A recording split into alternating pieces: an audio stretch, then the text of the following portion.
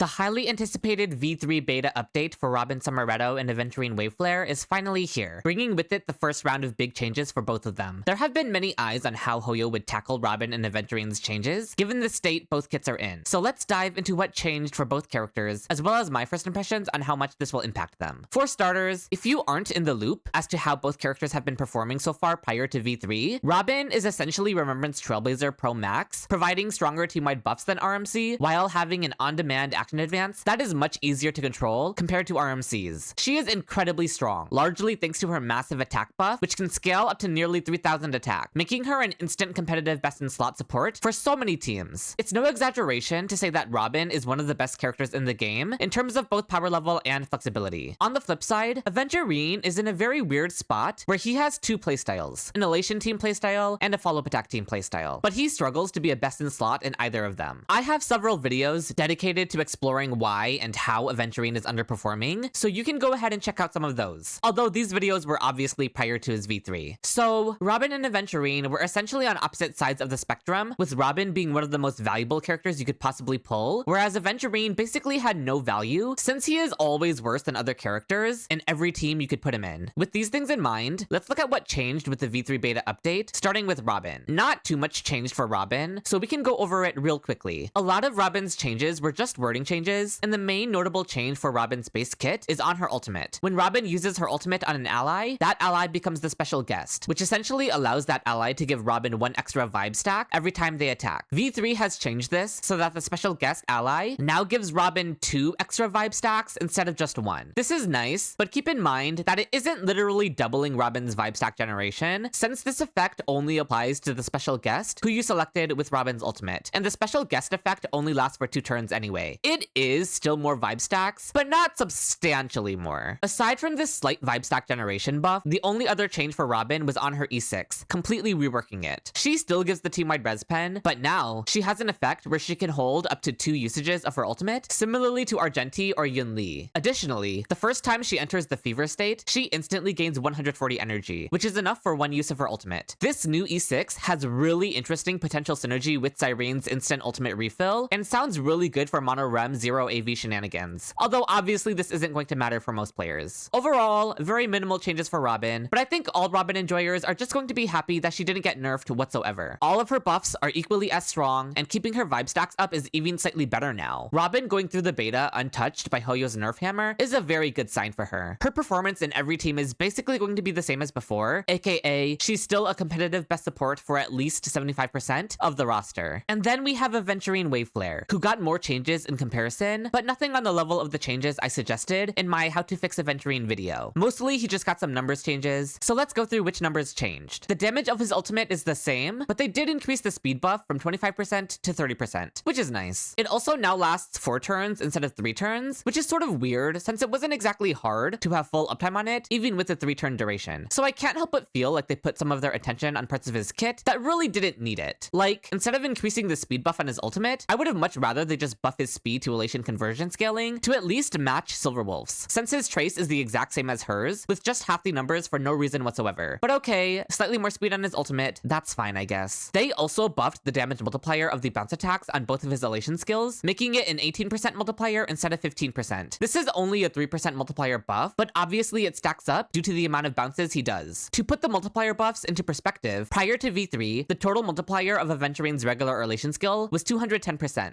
Now, with the buffs to his bounces, the total multiplier is 240%, so it's around a 14% damage buff in total. For his enhanced elation skill, it can max out at 30 extra bounces, so the max damage multiplier went from 660% to 780%, which is around an 18% increase in raw multipliers. Obviously, it's really nice giving him some extra damage, and it will for sure help him. In addition to these damage buffs, his elation skills now count as a follow-up attack, which I know a lot of people are celebrating, but if I may temper your expectations a little bit, yes, this is helpful in the Ashblade team, because he is now getting the remaining 80% crit damage from Ashville's buff, which he was missing previously due to his elation skill not counting as a follow-up attack. Aventurine does get a decent amount of crit damage already, but 80% extra crit damage from Ashville is still nice to have. However, 80% crit damage isn't going to make or break Aventurine's performance by any means. Obviously, when combined with the damage multiplier buffs that he got, it is really nice for his damage. He is definitely going to be performing better than he was prior to V3, but making his elation skills count as follow-up attacks is not magically basically fixing all of his issues. He's still giving no buffs back to Ashblade, thus sabotaging their personal damage, and he still isn't getting buffed by Blade's E2. Even if Aventurine's Elation skill counts as a follow-up attack, it still does Elation damage, meaning the damage formula still does not utilize damage percent. For reference, Evanesia's Master Fox also says that it counts as a follow-up attack, but it still doesn't utilize Blade's E2 for most of its damage, since it still does Elation damage. Aventurine is presumably the exact same. This means he still has the same issue, where the more you invest into Blade, especially Blade's powerful E2, the more other characters like Acheron or Fei Xiao or Gilgamesh will be able to benefit from Blade's E2 more. Aventurine's personal damage buffs in V3 will help him catch up with them better than before, of course, but fundamentally, the odd lack of synergy with one of the team's main Eidolons is still there. So don't get me wrong, making his Elation skill a follow-up attack is still a nice change, but definitely not nearly as game-changing as some people might be making it out to be. If anything, the multiplier buffs to his Elation skills are going to be the bigger factor in making his damage feel much better, not the change to making them follow-up attacks. The final change to his base kit was trading his useless defense stat trace for Elation percent. So now he has all offensive traces, which is the baseline for most modern day DPSs anyway, so that's nice. They essentially just buffed his damage all around without changing much in the way of how his kit mechanically works or what he offers to the team. He's still a selfish DPS whose kit is solely focused on his own selfish damage and how high his damage numbers can be. He's not attacking more frequently or offering anything else to the team aside from his own damage, meaning he still has all the same caveats and issues as his V1, just with his damage being a bit higher to compete against the likes of Gilgamesh a bit more. Unfortunately, this means characters like E1 Tribby or Robin Summeretto, who offer much more to the Ashblade team, are still offering more to the team than Aventurine, since nothing about him fundamentally changed. His Eidolons did get some slight adjustments though. His E1 is mostly just a wording change to make it more clear how it works. His E2 changed the way he stacks his extra fervor stacks, now refunding 4 fervor stacks on every Elation skill, instead of giving him 2 extra stacks on his skill, ultimate, and follow-up attack. It should generally make it a bit easier to actually get more value out of his E2 now, so that's pretty nice. Lastly, his E6 had its condition reworked to require 2 Elation skills instead of 2 ultimates, which makes way more sense and is much easier for him to trigger. All in all, yes, Aventurine did receive buffs to his base kit and Eidolons, and I think in a vacuum, his kit would be in a really good spot. But the issue is that he's releasing alongside arguably the most broken character in HSR, Robin. The reason this is an issue is that Robin is outperforming Aventurine in the teams where Aventurine is supposed to be played in. So the fact that they're releasing together, and in fact, Robin is even releasing before Aventurine, means it's hard to see any real value in pulling Aventurine when he's not even the best in slot teammate for any team. In almost every scenario, you would rather just pull Robin, who's releasing right before Aventurine, and she'll just perform better than him in the Ashblade team or any variants of it. To be clear, this isn't going to stop me from pulling Aventurine, so I am not saying this to doompost him, but I'm just trying to give a general overview of where his power level is currently at. He is good and fully capable of clearing endgame, and in a vacuum, these V3 buffs would be very good since they buffed his damage quite a bit. His issue is the fact that Robin makes him look so much less valuable when she's over here beating him in his own team, while also being the best support for a million other teams at the same time, and releasing in the same patch as him. It's just so strange for Hoyo to be releasing these two characters together. I tried to think of any other character who was this homeless on release, aka any other character who wasn't the best teammate for any team. Most characters at least have one place where they were designed to work with better than other units for at least a patch or two on their release. I think the last character releases I can remember like this one would be Mighty and Tribby's releases, except Mighty's a bit different since he's a more generic hypercarry DPS. He wasn't really designed to fit a specific archetype or gimmick. Therefore, the best comparison I can think of is a hypothetical world where Mighty was designed specifically to synergize with Casterus due to the both of them being HP draining characters. Imagine Mighty had half of his kit dedicated to pushing his synergy with Casterus, except he was releasing alongside Tribby, who is such a generalist support that she can be played anywhere and is so strong she ends up being better than Mighty for Casterus, even though that would be Mighty's only team. Yeah, Aventurine and Robin's situation is sort of like that hypothetical scenario turned into reality. Again, this isn't to doompost him by any means. He's not a weak character, he's just a highly replaceable character. And maybe part of me is just lamenting how we got here, since I personally skipped all of Clan Arcadia just to go all in on Aventurine's banner, which I am still planning on doing, even if Hoyo seems insistent on not making him better than Robin, even in the one single team where he should be better. And for those who say that the design of his kit isn't pushing him into the Ashblade team, or at the very least, follow-up attack teams, this V3 has definitely shut that idea down. The only reason to change his Elation skill into a follow-up attack is specifically to showcase that their intention is to push him into follow-up attack teams specifically. So clearly Hoyo is designing and balancing him with the Ashblade team, or at least follow-up attack teams in mind. They're just not very good at it. But naturally, the V4 is 1 week away, and the V5 1 week after that. So I think it's fair to view this V3 as a step in the right direction. I know V3s are usually the big changes, but Aventurine's V3 has, if nothing else, proven that Hoyo is trying to design him with the Ashblade team in mind, even if they aren't doing a very good job. Meaning the V4 and V5 could definitely be promising now that Hoyo has hopefully found their footing and can continue balancing him with this mindset. Maybe that's just cope, who knows, but theoretically there is still plenty of time for Hoyo to give Aventurine bigger buffs to help him compete with the tough competition in Ashblade teams. And I certainly hope they continue to work on his kit now that they have a clear direction in mind for him. But that's everything that changed for both characters in their V3 beta update. Not much change for Robin, and Aventurine mainly just got bigger damage numbers, but overall it's definitely positive for both of them, even if you could argue Aventurine's buffs weren't quite enough and were merely a good first step in the right direction. Was there anything more you were hoping to see? Any hopes for the remaining future beta updates? Let me know in the comments below, and like this video if you found it helpful or enjoyable at all. I'll definitely cover the final changes for both of these characters once they've gone through their last iteration in the beta and are ready to release, so consider subscribing to the channel so you don't miss out on that. For now, thank you so much for watching, and with all of that said, until next time!